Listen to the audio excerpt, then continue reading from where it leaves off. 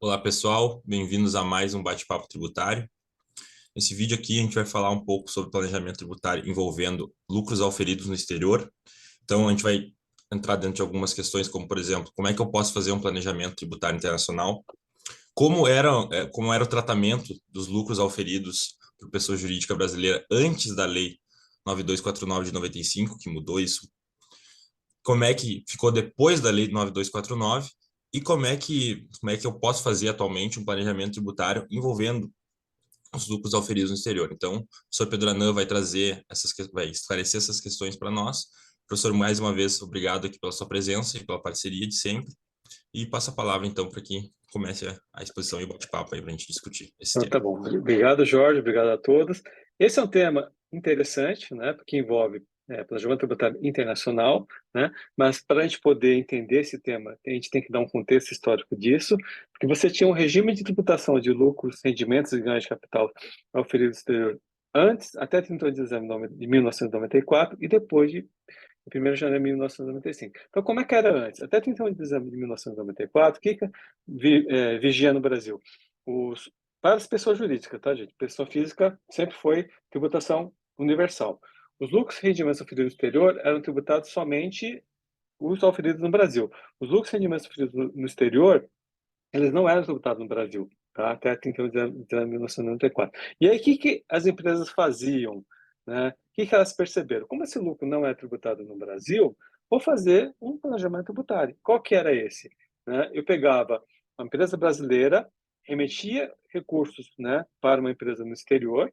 Essa empresa no exterior, né, era constituída, era capitalizada, ela pegava esse recurso, aumentava o capital de uma outra empresa no exterior também, e normalmente eram offshore, né? Essas empresas, em vez de investir, por exemplo, no mercado internacional, nos Estados Unidos, na Europa, esse dinheiro é investido no próprio Brasil, né? Por quê? Como esse dinheiro vinha para o Brasil e nós tínhamos uma inflação muito alta, um mercado financeiro muito rentável, né? Isso gerava um ganho interessante. E aí, quando esse dinheiro voltava para o exterior, ou seja, ele fazia um passeio, o pessoal falava que era da operação bicicleta, ela saía do Brasil e voltava para o Brasil. Quando esse dinheiro era resgatado no Brasil e ia mandado para o exterior, não tinha tributação, né? Existia uma regra de tributação mais favorecida, porque o Brasil sempre foi incentivador de capital estrangeiro. Então, esse dinheiro tinha uma tributação ou não tributava, ou era uma tributação muito reduzida. E aí esse dinheiro ia por equivalência patrimonial para a empresa lá fora, aí voltava para outra offshore que eu tinha e voltava para o Brasil. Então, na verdade, o dinheiro nunca tinha saído do Brasil. Então, a Receita Federal do Brasil, percebendo isso, o que ela fez? Olha, vamos acabar com essa operação no mercado. Então, ela alterou a legislação, ali 9249 de 1995, criando a tributação universal dos lucros, rendimentos e ganhos de capital oferidos no exterior. E aí, o que acontece? Quando a lei foi criada, ela determinava que esse lucro, né, oferido no exterior em coligado controlado fosse tributado no dia 31 de dezembro de cada ano calendário. E aí já começou a discussão. Ou seja, você vai tributar sem ter a disponibilidade econômica jurídica dessa renda, sem o lucro ser efetivamente distribuído, né? Então, isso poderia gerar o quê? Um contencioso em relação a essa discussão e o pessoal ia pegar o precedente do ILL, né? Para quem não conhece, o ILL é um tributo incidente sobre o lucro, né? E que também gerava essa tributação antes da ocorrência do fato gerador, e o Supremo Tribunal Federal entendeu que não poderia ocorrer dessa maneira. Então, por mais nesse precedente, ia acontecer isso. Então, a Receita Federal do Brasil, percebendo isso, editou a Instrução Normativa número 38, flexibilizando a tributação disso, criando o conceito de o lucro vai ser tributado quando fosse efetivamente disponibilizado. Né? Então, quando ele fosse efetivamente disponibilizado, é que ele seria tributado no Brasil, que realmente faria toda lógica e sentido. Posteriormente, isso foi legalizado, porque não tinha previsão legal pela Lei 932, de 1997. Então, até aí, meio que resolveu o problema do mercado. Então, ou seja, eu só vou tributar quando efetivamente o lucro vier para o Brasil, quando o lucro foi efetivamente disponibilizado e criou as hipóteses de disponibilização, inclusive quando você colocasse à disposição. Tem toda uma discussão em relação a isso, né, Jorge? E aí, o que acontece? Veio o artigo 74 da Lei 12.158, né, da medida provisória, e voltou a regra de tributar no dia 31 de dezembro de cada ano calendário. Né? Então, voltou o problema que já tinha sido resolvido e voltou novamente. E aí, o que acabou acontecendo? Esse artigo 74 foi é, é, questionado, né? Essa discussão foi para o Supremo Tribunal Federal, e o Supremo Tribunal Federal, né, a gente teve o primeiro voto, que foi da então, ministra Ellen Grace, que ela criou um criado salomônico: você não tributa para controlada, mas você tributa para coligada, mas isso não vingou. Então, qual foi a tese vencedora? Que essa regra só se aplicaria para coligadas e controladas sediadas em paraísos fiscais ou com tributação favorecida. Então, se não for, tem que ser a regra realmente quando for efetivamente distribuída ou disponibilizada aqui no Brasil, tá? Aí veio a Lei 12.973 de 2014, que alterou algumas regras, né, em relação à tributação, né, mas a problemática persiste, porque ela ainda quer que seja tributado em 30 de dezembro de cada ano calendário, então essa discussão ainda não encerrou. O que é importante a gente lembrar, né, Jorge? Então, essa discussão que a gente tem em relação a esse regime jurídico de tributação do oferido no exterior. O o mercado começou a procurar? Com essa restrição, existe possibilidade de fazer planejamento tributário internacional? Eu posso ainda fazer, tendo uma tributação favorecida ou diferindo a tributação ou não tributando? Então, o que todo mundo começou a fazer? Começou a estudar o quê? Os tratados internacionais. Porque, como o Brasil celebrou muitos tratados internacionais de não tributação do imposto de renda, ou evitar a dupla tributação de imposto de renda, com vários países, como Japão, Dinamarca, Suécia, Alemanha, e vários países. Tem uma lista de tratados, né? Os Estados Unidos não tem tratado, você tem um acordo de reciprocidade, né? E aí, olhando os tratados, é que você acha as oportunidades. Uma oportunidade qual que foi? Foi no tratado entre Brasil e Portugal, porque como o Brasil e Portugal, né, tinha esse tratado, Portugal tinha uma zona incentivada, como se fosse uma zona franca, que era na Ilha da Madeira. Então, a Ilha da Madeira, não é que o lucro gerado em Portugal não é tributado no Brasil, é que se fosse gerado na Ilha da Madeira, ela era uma zona incentivada, e por ser zona incentivada, esse lucro, por força do tratado, ele não era tributado no Brasil. E aí, o que todo mundo fez? Muitas empresas brasileiras criaram suas subsidiárias, suas coligadas controladas na Ilha da Madeira para não ter tributação, porque até então o que o pessoal fazia? Ia em Cayman, BVI, todos esses paraísos fiscais, né? Só que daí foram para esse local. E aí o Receita Federal, percebendo isso, começou a autuar e pressionou o governo a denunciar o tratado. Tanto é que ele foi denunciado, né? E essa parte acabou perdendo a validade. Uma outra oportunidade qual que foi? Foi com a Espanha. Ou seja, eu tributo o lucro gerado na Espanha, só que na Espanha o que eu tenho? Tenho lá uma tipo de sociedade chamada ETVE. Então, essa ETVE, o que é? Se você criar uma sociedade na Espanha e se essa sociedade não tiver investimento na Espanha, mas tiver investimento em outros países, esse lucro não é tributado na Espanha.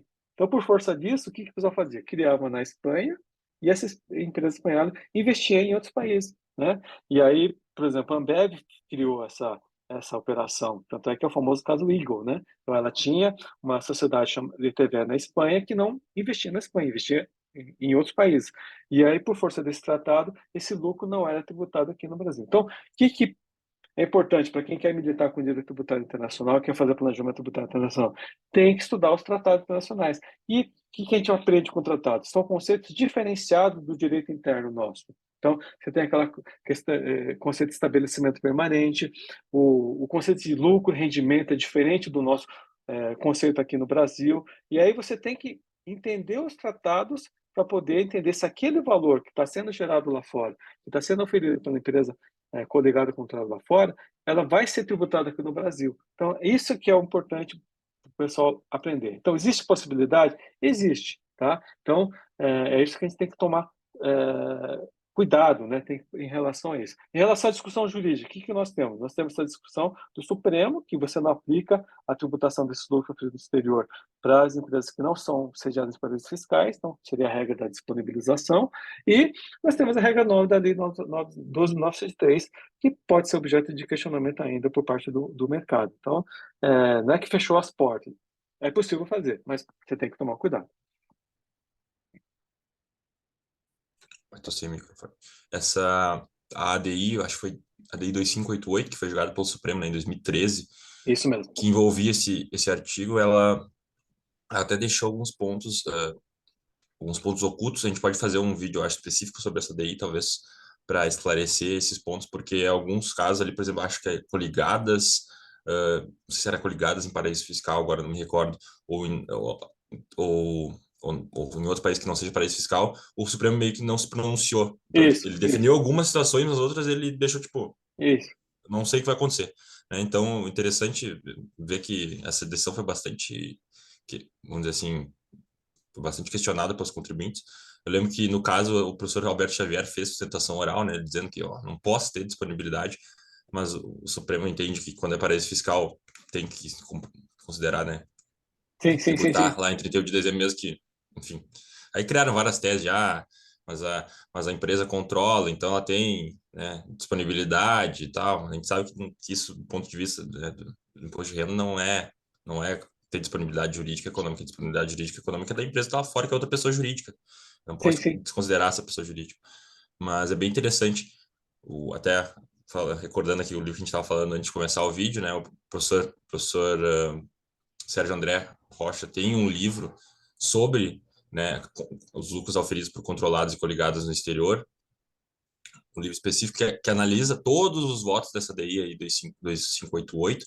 Quem tem um livro também muito bom sobre isso é o Ramon Tomazella, né, que é Hum, o Lucros Auferidos, né, no exterior, acho que com a lei dos 973 também. Esse livro é meio difícil de achar, mas até fazendo propaganda para o Ramon aqui, é, mas é muito bom. Eu não tenho ele, eu sei que é muito bom, eu já olhei, já folhei ele, mas eu só no escritório e eu não tenho. Mas para quem quiser estudar esse tema, que é complexo, é bem complexo, eu sim, recomendo sim. esses dois livros. E também a gente vai tentar fazer aqui, eu acho que podemos daqui a um tempo fazer um vídeo sobre a ADI 2588 para que vocês entendam também. O acórdão O julgamento, o tem julgamento. somente quase 300 páginas o É, acórdão, isso. quase Não, só pouquinha coisa. e depois teve mais dois julgamentos, né? Depois desse aí, que também, né? Tentando esclarecer o que a 258 não conseguiu, né? É, Então, realmente é um tema bastante exatamente. interessante, né? É um tema bem interessante mesmo. E tributação internacional como um todo é um tema que, para quem aqui se interessou, vai ver que é um tema complexo, né? Eu Sim, recomendo também, para mim, o professor Alberto Xavier foi uma pessoa que, apesar de ele já faleceu, né, em 2016, mas ele deixou a obra dele, o Direito Tributário Internacional do Brasil, ele sim. chama, esse é o título, e a última edição que tem com a atualização com a dos 973, eu recomendo bastante, é um livro para se ler, realmente um manual de direito tributário internacional. Então, para quem quer aprender as bases, quer aprender o regime brasileiro, o que mudou com esse CMP aí, 2158 lá em 2001, o que mudou com a 2973, quais são, enfim, os conceitos, né, do direito tributário internacional, planejamento tributário internacional, tudo isso tem no livro do professor Alberto Xavier, cerca de 800 páginas ali, mas tem tudo, é um pouco difícil de entender para quem não tem a prática disso, mas Isso, é um, isso. mas é um, porque o direito tributário internacional ele é muito prático, né? Por exemplo, Sim, preços de transferência, a gente não fez vídeo sobre isso, mas preços de transferência para quem não trabalha com isso é difícil de entender. Né? É um sim, tema sim, difícil. Agora, por exemplo, o professor Chueira, né, que trabalha há 20 anos com preço de transferência, ele já sabe tudo de cor, né? sim, sim, sim. Já sabe qual é todos os métodos, como é que funciona. Agora, quem não trabalha com isso vai ter que ler uma vez por mês para poder relembrar, né? Sim, Então, sim. assim, Mas é o que você falou, né, Jorge? Falta a prática. Então. a Direito prática ajuda muito. internacional, porque o conceito é diferente daquilo que a gente aprende. Então, você tem que meio que limpar a sua mente, né, daqueles conceitos antigos e estudar os conceitos do estabelecimento permanente, o conceito de lucro, rendimento. Os tratados eles não são fáceis também de entender, você tem que entender. Aí você tem que entender também como é que funciona a legislação internacional. Então, por isso que é importante, para quem quer militar o direito internacional, tem que falar inglês, porque senão não tem como, né? É o mínimo, né? Porque inclusive, o professor Scherer fala alemão, foi estudar o direito alemão, que é a base de muita coisa, né, para poder entender e poder militar na prática. Né? Então, por isso que são coisas que a gente tem que aprender para poder abrir a cabeça. Né? Exatamente.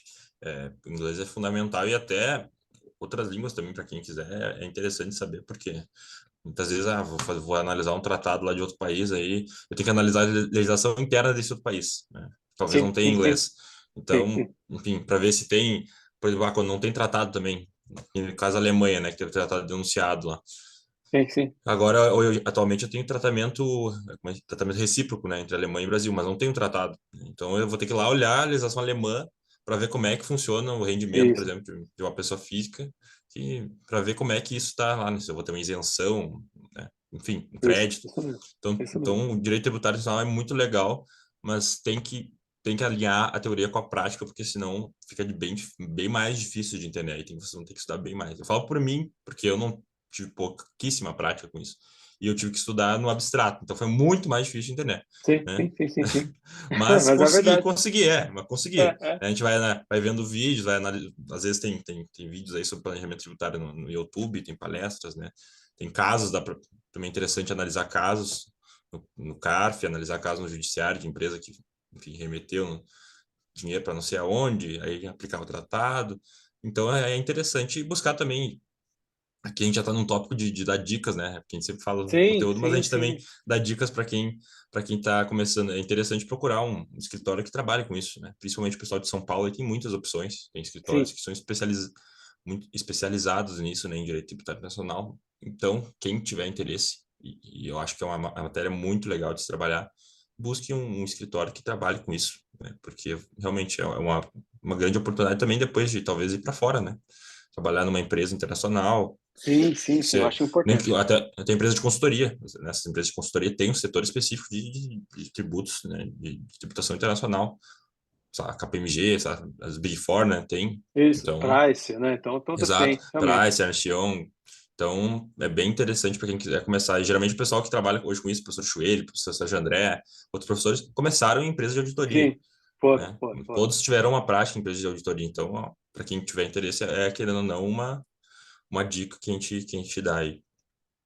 Mas É, era e só isso que eu queria auditoria, colocar. né, e auditoria, eu trabalhei em auditoria, né, Jorge? Então, assim, você não pode ir pelo salário, você não vai ganhar bem, mas você vai ganhar a experiência e a oportunidade. Então, quem pode poder ficar pelo menos até nível de gerência, né? Se puder ficar até sócio, melhor ainda, mas pelo menos a nível de gerência, a experiência que você vai pegar, não só de consultoria, mas também de aprender a gerir, atender cliente, eles vão treinar você para ser um gestor, né? E o que você falou, você tem até a oportunidade de fazer uma carreira internacional, por exemplo, como existe esse intercâmbio entre as empresas de auditoria. Você pode ir para o Japão, você pode ir para os Estados Unidos, você pode ir para a Inglaterra, você pode ir para a Alemanha, você pode ir para a França, ficar um tempo, um ano lá, e a empresa está te investindo em você. Aí você vem com uma bagagem assim que você não teria em outro lugar do mundo, né? Então, as pessoas, quem puder, essa é uma excelente oportunidade para poder investir na carreira, né? Exatamente, exatamente. E, enfim, eu creio que eu não tenho mais dicas, até porque eu também não sou, né, um especialista no assunto. Eu estudo bastante o assunto, gosto bastante Sim, desse sim. assunto, mas não, ainda não trabalho com isso, né? Espero talvez um dia trabalhar. Inclusive, meu trabalho de conclusão de curso vai ser em questão relacionada à interpretação de conceitos ali, de conceitos específicos de tratados, né, celebrados pelo Brasil. Mas acho que essa é a dica que a gente dá para quem quiser começar. Então, obrigado, professor Pedro, mais uma Imagina. vez pela parceria aqui. Eu acho que está sendo muito, muito legal, porque eu também aprendo bastante aqui, o pessoal aprende, né, com o seu conhecimento, sua experiência. Acho que é bem legal esse conteúdo gratuito também, né, que é posto no YouTube para Sim, todo sim. mundo ver. Sim, sim. Então, quem puder dar uma força, pessoal, aí curtir o vídeo, compartilhar, se inscrever no canal, né, recomendar para colegas que estão começando. Fica, fica o nosso pedido e também agradecimento aos que estão acompanhando, né, a nossa série aqui, né, de Isso. bate-papo tributário, porque nosso intuito mesmo é divulgar o conhecimento aqui do direito tributário e também dar dicas para vocês, né? Dentro do possível, o professor Pedro tem muito mais experiência que eu, as dicas dele são tem uma base mais forte. Mas é isso. Ah, sim, sim, sim. Não, mas Então, é isso mesmo. O objetivo é esse, a gente poder divulgar esse conteúdo, dar dicas quando a gente pode, né? E para poder facilitar a vida de cada um, né? E como esse conteúdo é gratuito, está à disposição de todos, né? Então você não precisa pagar para ter esse conhecimento, né? Então esse é um trabalho que a gente está fazendo com muito amor e carinho para que vocês possam ter esse conhecimento, poder atingir a tudo. Então agradeço a todos a, a, a, a audiência, né? É importante a divulgação aí desse conteúdo para quem não pode. Obrigado a todos. então tá, pessoal. Até o próximo vídeo. E, enfim, aqui a gente está no sábado, né? Um bom final de semana aí. Não sei, Para todos. uma boa noite, ou boa tarde, ou bom dia para quem estiver assistindo em outros horários. Isso. Um abraço. Um abraço. Tchau, tchau.